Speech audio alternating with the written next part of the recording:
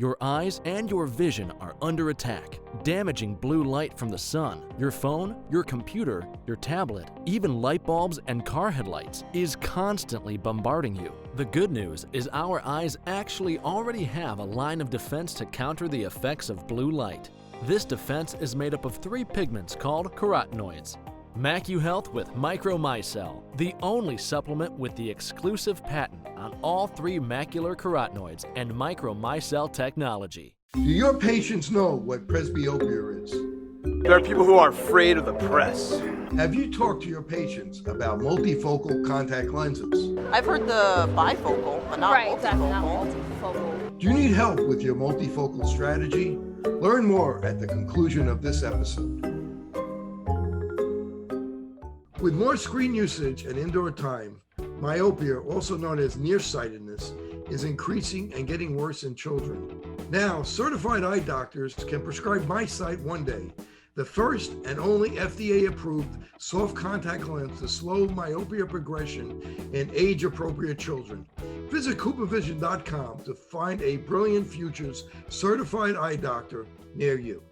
The All Eyes Visual VRP is a portable vision testing platform that includes visual fields, acuity, color vision testing, pupillometry, and extraocular motility. The visual leverages virtual reality, artificial intelligence, and augmented technologies to enable eye care providers to test for and monitor common eye diseases. Visit alleyes.com for more information. Hello and welcome to the Open Your Eyes podcast. I'm Dr. Kerry Gill, the host of the documentary Open Your Eyes. If you're new here and you like our interviews, press like, subscribe, share, and hit the bell to get notifications of great new interviews. Also, please leave comments. Great news, you can now watch our full-length documentary, Open Your Eyes, on Amazon Prime, Apple TV, iTunes, Google Play, and YouTube Movies and Shows. The Metaverse is the next step in the technological advancement of the digital and virtual worlds. Today's guest, California optometrist, Dr. Irina Yakubin, is working to make the metaverse an integral part of optometry. Dr. Yakubin, in addition to being a freelance writer, travels to areas in need and provides eye care. Dr. Yakubin, thank you for joining me today. Thank you so much for having me. It's a pleasure to be here. So I'm so intrigued. What exactly is the metaverse? So the metaverse essentially is kind of like where technology is taking us in terms of, communication and integration. There's a few different platforms that say that they're the metaverse. I think the general consensus is that it is a single place, even though it doesn't seem as integrated right now, and that, it is a decentralized Web3 world. And by Web3, I mean that there is a 3D aspect to it, whether you're wearing goggles or you're doing a walkthrough on your computer. So does it connect different realities, such as the mixed reality and virtual reality? And explain what mixed reality and virtual reality is to the audience, and explain how it brings them together. Absolutely. So virtual reality is just like it sounds. It's being in a different place virtually. So right now we have organizations putting together little areas within the metaverse where you can grab your avatar and walk around, and that is your virtual reality essentially. So what we're doing now, is that considered virtual reality, or is this really reality because I'm actually speaking to you and we're both real? I mean, this is probably not quite virtual reality. If we had maybe our avatars, that would be a little bit closer. And what's mixed reality? So I think that's in between, sort of that person to person in real time, real life interaction, and being completely virtual and being immersed in a virtual setting. And what's an avatar? How does that fit in? So an avatar is basically your personification within, that space within the metaverse. So this week I actually got to play around with my own avatar a little bit. And it's really fun just because you get to choose, what you want that to look like, from hair color to eye color to outfits. So I'm excited for people to get a chance to really show a little bit more of themselves in a way that they maybe cannot do in the physical world. So explain how you would use your avatar when you're in that virtual space. What does the avatar do? How do you control it? Who controls it? And how does it kind of work? So I do believe that this varies a little bit based on which setup you're in. For us, we have sort of kind of like basic video game controls. So I prefer to use the up, down, to side arrows to have my avatar walk, and there will be more features added soon. But everybody's okay, maybe not everybody, but everybody's at least aware of like video games. And you have a character in your video game, and that character walks around and, jumps and kicks and does whatever that character did. If it's Zelda, there's a sword. Right. So I think that's the easiest way to think about it. It's not a completely foreign concept. We're just bringing that gamification into other areas of our lives. So if we mix websites, social media, event platforms together in this metaverse world, what would that look like? That is a really great question. And the reason I'm hesitating to answer it is because there's not been as many events yet. So we don't quite have enough data to say, hey, this is exactly what this would look like. And I actually predict that depending on, who is running the show, so to speak, it may look different. For instance, I know that Meta is more geared towards their headsets.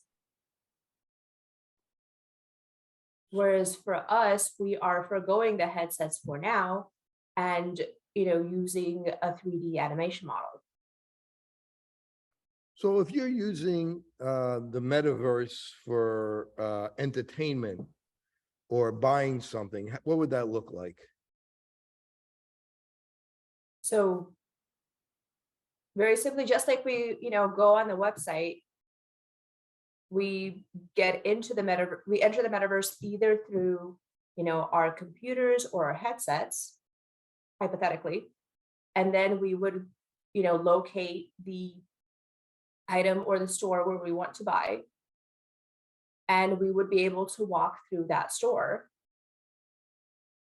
to, find the item, explore it, and then go ahead and purchase. So in other words, I would make an avatar of myself, and it would look like however I wanted it to look, and I would be walking through the store. Say I wanted to buy a baseball bat or softball bat, I'd be walking through the softball through the sports store looking for that softball bat, and I would actually be able to pick up the softball bat and swing it, and it would look like it would be real. Is that kind of how it would be? So sometime in the future, yes. As of right now, you would probably be able to pick up the bat, kind of take a really good look at a 3D model and then decide. So I don't think we're quite there yet where we can really fully have a virtual tactile experience. But I think we're getting there. And how about for like entertainment? How is it used for entertainment now, the metaverse? So right now, one thing I'm hearing a lot about, especially given that it's October, are the zombie games. So you can actually be immersed in, a game with a 3D headset, and you're either fighting zombies or, getting attacked by spiders. But hypothetically, you can also have like action games. I know there was an advertisement about, kind of working out with a VR headset so that instead of being in your living room, you're actually kind of in a forest. So like if I'm using a headset now and I'm playing a video game or playing a video game on the computer or on my TV, how is it different than that? How does it take it to the next step? So the headsets, they kind of make you feel like you're there. Whereas, on a computer or on another gaming system, you can mentally immerse yourself in the game, but you are very much, still kind of in your living room or in your bedroom on your couch. When you have something that's kind of over your head and you have, that 3D aspect, it can kind of trick your brain into really thinking that you're in the middle of that game. So I know that they've been using it now they're starting to use it for Fashion Week. How is that working? So unfortunately, I missed the first Metaverse Fashion Week. So I'm very excited to see the next one. I know that that there's been mixed reviews. I know that a lot of designers, stepped up and really wanted to participate. And I do think that there will be another one next year. Awesome. So tell me how we could use this in the vision industry, how we could use the metaverse. And well, I want to know where you see us as far as the metaverse. And then I want to know about the pros and the possible cons of doing this.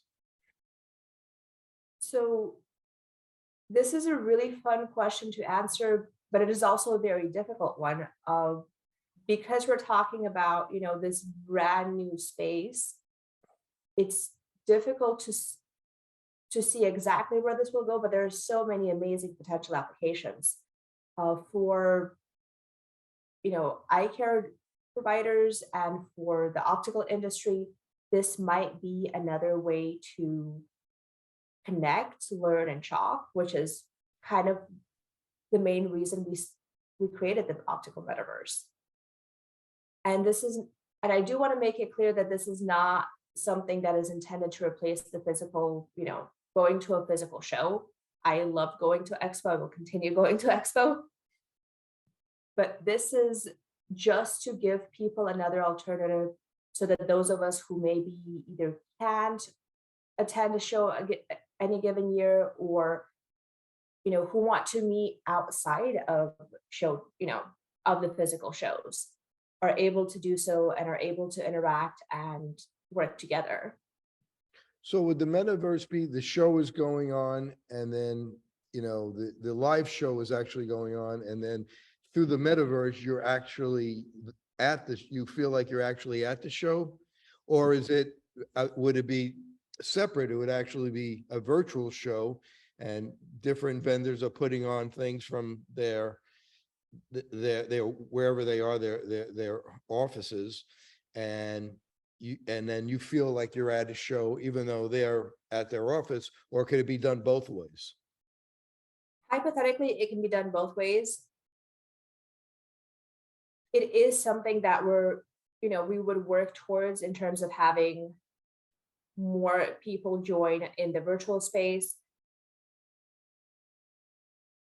But we will keep the metaverse space open and we will keep developing it. I think a lot of people get excited about virtual and they're thinking immediately, there was a movie that came out years ago, Ready Player One. And, that was a really fun movie. There was a full virtual world set up to the point where people were almost spending more time in that virtual world than their physical world. And that showcased a lot of, fictional advanced technology. MacuHealth, your science-born and tested solutions for visual performance, macular degeneration, and dry eye syndrome. New products coming soon. Embrace the science. The All Eyes Visual VRP is a portable vision testing platform that includes visual fields, acuity, color vision testing, pupillometry, and extraocular motility. The visual leverages virtual reality, artificial intelligence, and augmented technologies to enable eye care providers to test for and monitor common eye diseases. Visit alleyes.com for more information. So My Vision Show, tell me about how you put that together and what that's going to be like. That's in coming up October 7th, I believe. Absolutely. So My Vision Show, this was actually founded by my friend Charlene Nichols. And she actually initially, like her initial goal was to have, a virtual space where individuals can meet, and maybe people who, again, either couldn't make it to a physical trade show or couldn't exhibit at a physical trade show given the costs, were able to have, like something to showcase themselves. And she actually had this idea right before COVID. So the first show, I believe, aired in 2019. Now, I joined in 2020 during the pandemic. So from my point of view, I was waiting to graduate essentially because I'm class of 2020. And there was a really good couple of months where nobody really knew what was going to happen. We didn't know, whether or not we'd graduate on time, when we would finish testing, whether or not we needed to test. So it was a really hectic couple of months, and I was looking for a way to sort of help the community as a whole. So I took to social media and I was asking people if they needed anything written up because I'm also a writer. And that's how Charlene and I met. She mentioned, that she was trying to put together something virtual for the eye care community. And I was like, well, this is going to be great, especially now when we are so disconnected and isolated. And how did it work out, the shows that she's put on so far? I think it worked out really well. We have steadily been growing in terms of both, exhibitors and attendance. And I personally really enjoyed each show because every time you do get, you connect with amazing people. I've had the pleasure of connecting people with others in the industry who really needed, help. So in a way, I've had the honor of because I've gotten to know so many people, I'm able to help others. And so if somebody's like, hey, I need, an independent lab or, some really good education, I can connect them to the people that I know provide that.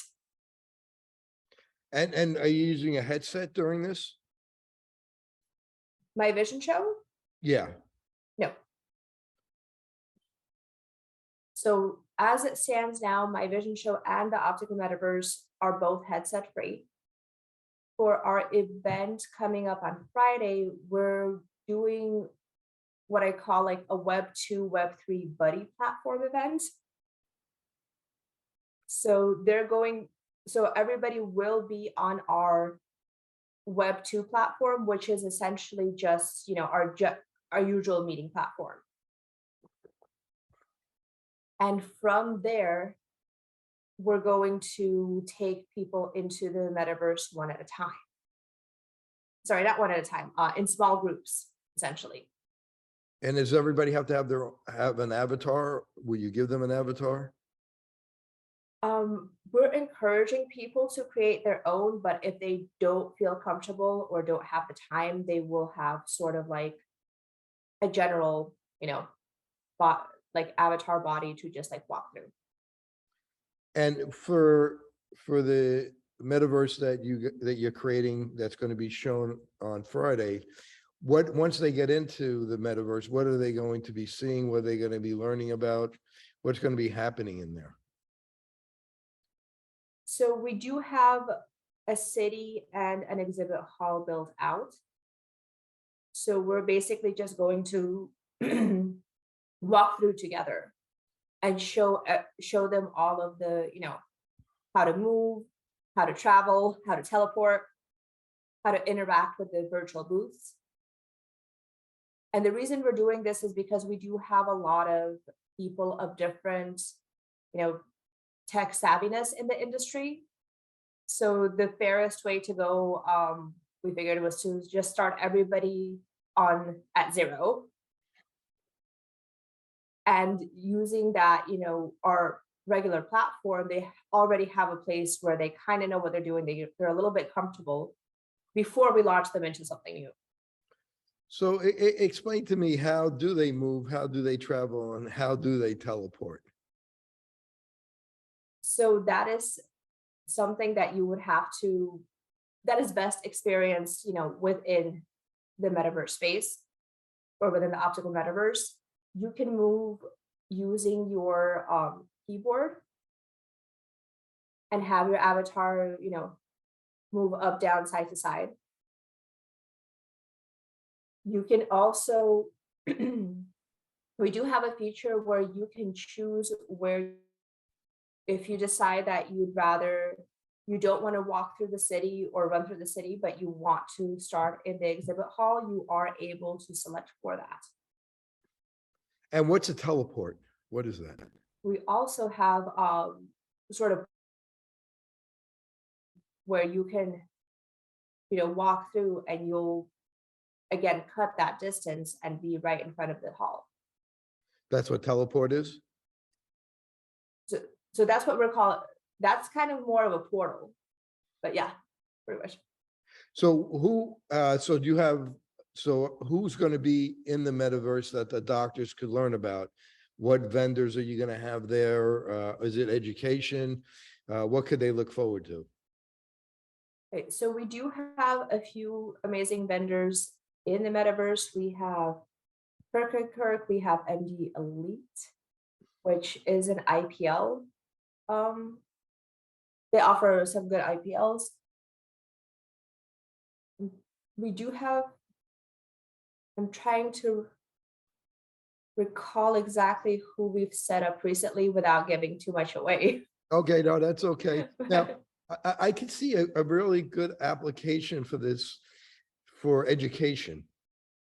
And is that something that you've thought about? And how would you use it for education, continuing education, practice management, et cetera? Absolutely. So we are actually having these conversations, now with other industry leaders to see what they think and what we can do to sort of optimize that educational setting. We are ABO and NCLE accredited. We are hoping to expand that to COPE, I believe, eventually. But we do also have a lot of content from, previous shows where we had industry leaders sort of come on virtually and speak.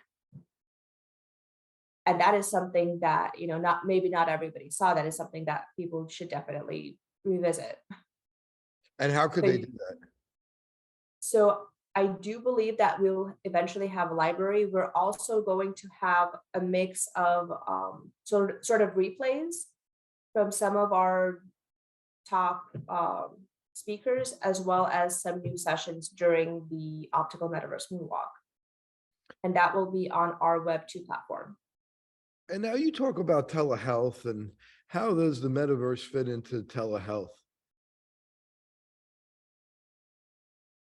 So I do believe that as telehealth, continues to grow and evolve, it will sort of merge with, the optical metaverse space, because right now for telehealth, you're going to websites. In the future, if you're in a virtual city where your Walmart, your other stores are there, you will probably be going to a virtual, hospital. And, the eye being as complicated it is, from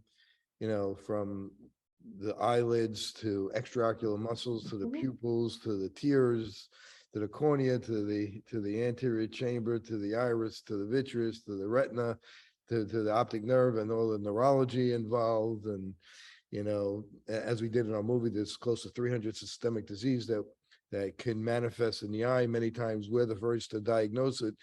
How are you gonna, or how can the metaverse overcome the online exam, which is really in 2-dimension, and maybe make it in 3-dimension? So I do hope that technology will get us there eventually. I know that we're not there yet. So I do want to be very diligent, you know, as an advocate for telehealth. When I say I support telehealth, I do support responsible telehealth. So it is very important for, you know, eye care professionals to know, hey, this, like, we can do this via telehealth. However, the majority of things we're still going to need to do in person. However, I had a great conversation the other day where somebody, you know, they strongly preferred telehealth. They didn't really want to make the trip to their eye doctor. And I posed a question of, you know what, if you met with me online and I were to tell you that you need to go to an eye doctor, would you go to the eye doctor? And he said yes. So it is very likely going to start as, you know, screening and education. And that education is actually something I'm passionate about, but specifically patient education. And that's something I really want to develop in the metaverse. So you're a writer, and you write little articles about some studies, and I just wanted to review a couple. This bring us back into non-virtual reality, into regular reality. Sure. Yeah, I Talk about your writing, and you wrote about during the lockdown about the progression of myopia, about one of the studies. Can you tell us about that? Sure, absolutely. So this was actually me writing for, I believe, ophthalmology advisor. They were looking for writers to sort of provide these brief factual summaries of current studies. And that allowed me to learn quite a bit.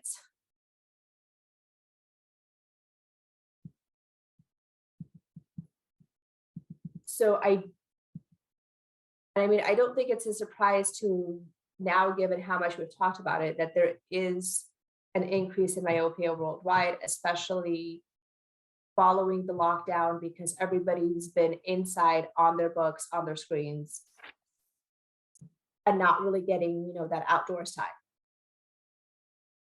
So I thought it was a good summary that you did to show that children increase in myopia during the COVID lockdowns because of all the near work they were doing, and that's what the study showed. And you also wrote about the LAMP study. You know, it's always confusing what dosage of atropine to use. And that kind of shed some light on the doses of atropine. You wrote about that. If you could talk a little bit about that and what you feel is the appropriate dose to use. And it seemed from the study it may be actually age dependent. And I was wondering your opinion on that. So based on the study, it does seem to be age dependent. So in the study, it seemed like for the little ones, you know, like if you're dealing with 4, 5, 6-year-olds, that 0.05 seems to be the best percentage. And so is that something that you feel is probably from the study? Is that what you felt what the conclusion was?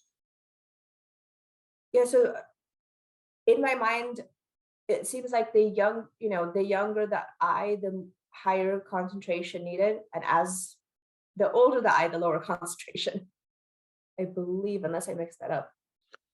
Yeah, so No, the younger kids, you know, would, you know, from say 4 to 4 to 12, or, you know, around there, it seemed like 0.05 was better. And then, but you can decrease it as they get older. Is that correct? And they use like 350 kids for this study? Based on that study, yes. Yes. So tell me, what kind of practice are you doing, and what are your interests in optometry right now? And I know you're involved in the women of the optometry group. So women in optometry, they've been incredibly kind in, allowing me to publish with them. So this was something that, I read probably since first year as a student. And then when I got the chance to write for them, I was really excited. I first wrote for them as a student in my third year. But at the moment, I'm doing what's called locum. So I'm traveling to different areas on contract, wherever they need help, basically. So where people are in need and they need optometrists and they don't have enough eye care. So you're doing that. Well, that's very nice of you to do something like that. So where was the last place that you've been, or some of the places you've been that you've traveled to? And So I'm currently in interesting Bakersfield, California, which is a lot closer to home. Okay. My last place was in Vermont, in St. Oh. Johnsbury, Vermont. And that was a little bit far from home for, it was an amazing experience, but it was a little bit more difficult just because I was so far away from family and friends. So do you have any good stories from any of these clinics that you've been to that stick out to you? In terms of just patient care or Patient care, maybe, if they didn't have eye care, a diagnosis or a high prescription or something where you guys, your group really made a big impact going to a community that was in need. I mean, there's quite a few, even, here in Bakersfield, I'm seeing a lot of high myopia, and the parents maybe cannot afford myopia control. So I'm trying to see if there's anything that we can do to make that a little bit more accessible to people who are lower income. And are they able to get glasses? Is that something? They are able to get glasses. Was it last week? 2 weeks ago, we actually did a community event where we had kids bust in from a local school district. We shut down the entire clinic and we saw, I believe it was 80 children or so. And most of those children needed glasses. Some of them were amblyoptic. Wow. And what age were they about? Between 5 and 12, I believe. And some of that needed glasses never had them, had them yet in their life? Correct. Wow. So you're really making a big impact on people's lives doing this. And I mean, it's absolutely not just me. I'm working at, the ACE Eye Care Center here in Bakersfield. So that's their organization that's allowing us to do all of these amazing things. Wow, that's terrific. So I want to thank Irina for joining me today. This was a very interesting interview to learn about something that is very futuristic. So I want to thank you for that. If people want to find out more about you, how could they do that? So you can definitely find me on social media under, Irina Yakubin, usually both on Facebook and on LinkedIn. I also invite you to check out myvisionshow.com, which will actually allow you to register for the optical metaverse. And as a guest, you can go for free, essentially. And is it going to be recorded? So if people watch this after the show? Some aspects will be recorded, yes. Okay, good, because this may not play until after, so it's coming up pretty quick. So I want to thank Irina for joining me today, and I really appreciate it. Thank you so much. Thank you for having me. I did want to make a quick clarification. So we will leave that metaverse space open. So even if you're watching this after October 7th, 8th and 9th, you can still get access to the space. Just reach out to me. Thank you. Reach out to the show. I'm looking forward to checking it out. I wonder if hopefully somebody who's not too technical will be able to do it. So, but I'm looking forward if I'll be able to do it. If not, I will reach out to you and hopefully you'll help me. Absolutely. I love giving tours of these platforms. They're so much fun. Well, thank you so much. This is Dr. Kerry Gelb for Open Your Eyes. Until next time, thank you. The All Eyes Visual VRP is a portable vision testing platform that includes visual fields, acuity, color vision testing, pupillometry, and extraocular motility. The visual leverages virtual reality, artificial intelligence, and augmented technologies to enable eye care providers to test for and monitor common eye diseases. Visit alleyes.com for more information.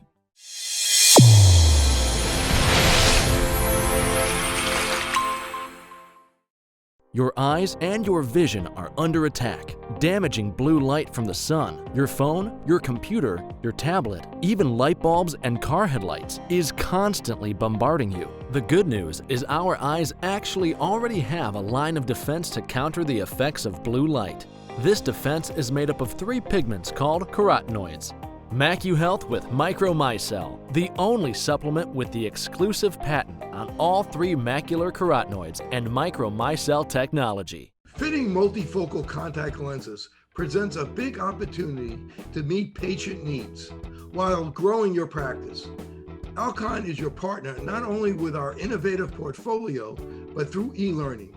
Learn to enhance your multifocal strategy today with the Alcon Experience Academy. OIE Broadcasting is the emerging leader in social media. We use scientific entertainment to drive more patients into your office. Visit oiebroadcasting.com and sign up today. Since I bought Safe For You, my dad makes me clean his boat. Es natural y es un buen producto. Every time I go back to school, my mom always makes sure that I have my Safe For You products. I bring extra, and my roommates certainly don't mind. It's a good thing I had Safe For You to clean up after this little guy. When my hands get dry, I like to wash them with Safe For You.